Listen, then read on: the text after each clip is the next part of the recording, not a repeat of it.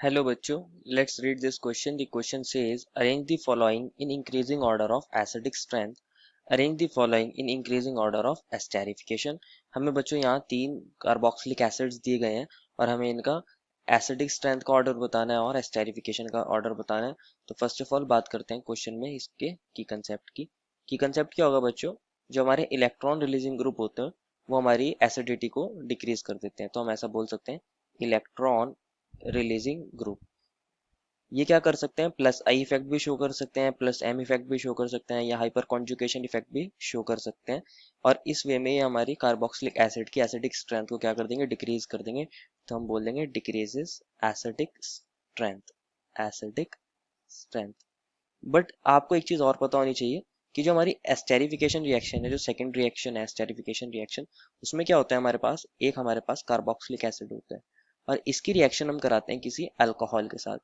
यहाँ पे जो अल्कोहल होता है ये एज अ न्यूक्लियोफाइल इस कार्बन पर अटैक करता है. तो जितना ज्यादा ये कार्बन इलेक्ट्रॉन डेफिशिएंट होगा उतना इजीली ये रिएक्शन फास्टली हो जाएगी. तो हम ऐसा बोल सकते हैं जो एस्टेरिफिकेशन होता है, एस्टेरिफिकेशन, वो किस पे डिपेंड करता है? वो इस कार्बन की इलेक्ट्रोफिलिसिटी पे डिपेंड करता है. अगर यहाँ पे हमारे पास ज्यादा ग्रुप्स होंगे जो इसे इंडक्टिव इफेक्ट दिखाएंगे या हाइपर कॉन्जुगेशन दिखाएंगे, वो क्या करेंगे? इस कार्बन की इलेक्ट्रॉन डेफिशिएंसी को कम करेंगे, तो वो इस एस्टेरिफिकेशन रेट को डिक्रीज कर देते. और वो क्या काम कर सकते हैं? इलेक्ट्रॉन डेंसिटी को H के ऊपर बढ़ा देंगे तो वो एसिडिटी को भी डिक्रीज कर देंगे. क्योंकि एस्टेरिफिकेशन और एसिडिटी दोनों को ही डिक्रीज कर देते हैं हमारे इलेक्ट्रॉन रिलीजिंग ग्रुप, तो हम ऐसा बोल सकते हैं कि esterification is directly proportional to acidity. मतलब जो रेट एस्टेरिफिकेशन का होगा वही रेट हमारा किसका हो जाएगा? एसिडिक स्ट्रेंथ का हो जाएगा फॉर कार्बोक्सिलिक एसिड. अब जो इन्होंने हमें कंपाउंड दिए हैं इनको वन बाय वन कंसिडर करते हैं. कार्बोक्सिलिक एसिड हमें मिला है first compound MeCOH, that is CH3COH, या फिर एसिटिक एसिड भी बोल सकते हैं इसको.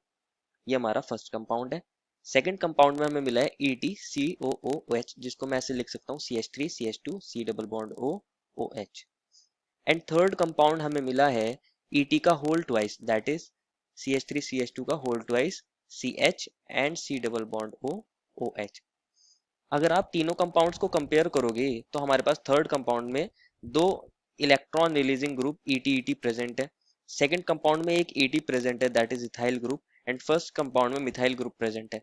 तो जो होता है इंडक्टिव इफेक्ट, वो क्या ऑर्डर फॉलो करता है? सेकेंडरी एल्काइल का ज्यादा होता है एज कंपेयर टू प्राइमरी. तो जो हमारे पास थर्ड केस है उसमें हमारा सेकेंडरी एल्काइल ग्रुप है, तो यहाँ हमारा इंडक्टिव इफेक्ट सबसे ज्यादा लगेगा.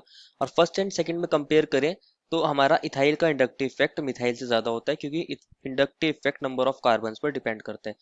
यहाँ एक बड़ा ग्रुप CH3CH2 ग्रुप यहाँ पे प्लस आई इफेक्ट लगा रहा है और फर्स्ट में सिर्फ एक CH3 ग्रुप. तो सेकंड का इंडक्टिव इफेक्ट ज्यादा होगा एज कंपेयर टू फर्स्ट, और थर्ड का सबसे ज्यादा.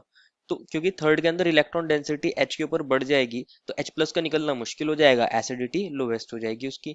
और फर्स्ट केस के अंदर क्योंकि इंडक्टिव इफेक्ट सबसे कम है, इलेक्ट्रॉन डेंसिटी हाइड्रोजन पर सबसे कम है, तो इसकी एसिडिक स्ट्रेंथ सबसे ज्यादा हो जाएगी.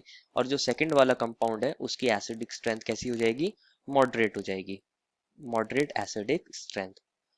तो पास यही ऑर्डर हो जाएगा हमारा एस्टेरिफिकेशन का, क्योंकि अभी हमने देख लिया था कि जो एसिडिक स्ट्रेंथ होती है कार्बोक्सिलिक एसिड की वो उनके एस्टेरिफिकेशन रेट पर भी डायरेक्टली प्रोपोर्शनल होती है. तो एसिडिक स्ट्रेंथ का ऑर्डर क्या हो जाएगा? फर्स्ट, उससे कम सेकंड, एंड उससे कम थर्ड. सेम ही ऑर्डर हो जाएगा हमारे पास एस्टेरिफिकेशन का, फर्स्ट, उससे कम सेकंड और उससे कम third. This is the final answer. I hope you understood it well and best of luck.